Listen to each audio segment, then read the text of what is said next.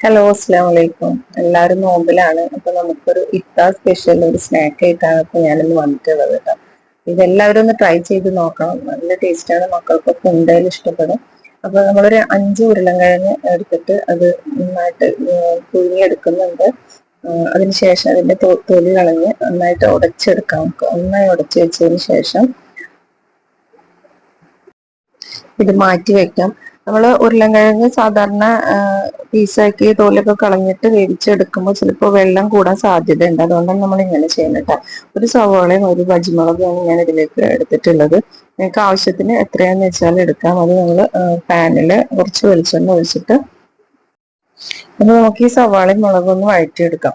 ഇത് മുളക് നിങ്ങൾക്ക് ഏത് വേണമെങ്കിലും യൂസ് ചെയ്യാം കേട്ടോ. ഞാൻ ഇതിലേക്ക് പച്ചമുളകാണ്, വല്ലാതെ എരിവ് വേണ്ടാന്ന് കരുതിയിട്ടാണ് ഇത് എടുത്തിട്ടുള്ളത്. ഇപ്പോഴത്തെ പച്ചമുളകിന് എരിവുണ്ട്.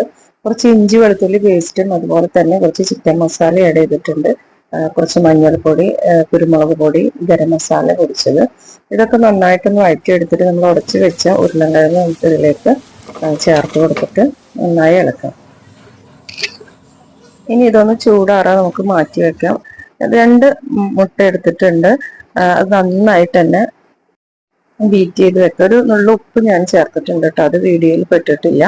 പിന്നെ നമുക്കിതിന് വേണ്ടത് ബ്രെഡാണ്. ഏത് ബ്രെഡായാലും കുഴപ്പമില്ല. ബ്രെഡ് ഇനി നമുക്ക് ഈ കൂട്ടൊന്ന് നന്നായിട്ട് കൈ കൊണ്ട് കുഴച്ചെടുക്കാം. അത് കുഴച്ചെടുക്കുന്ന എന്തിനാന്ന് വെച്ചാൽ അതിന്റെ മസാല ഇതൊക്കെ ഒന്ന് എല്ലായിടത്തും നമ്മൾ മിക്സ് ആവാൻ വേണ്ടിയിട്ടാണ് കേട്ടോ. അത് കഴിഞ്ഞ് നമുക്ക് ഇനി ഇത് ഫ്രൈ ചെയ്തെടുക്കാം. അതിന് നമുക്ക് ബ്രെഡ് പൊടിച്ച് വെച്ചിട്ടുണ്ട്.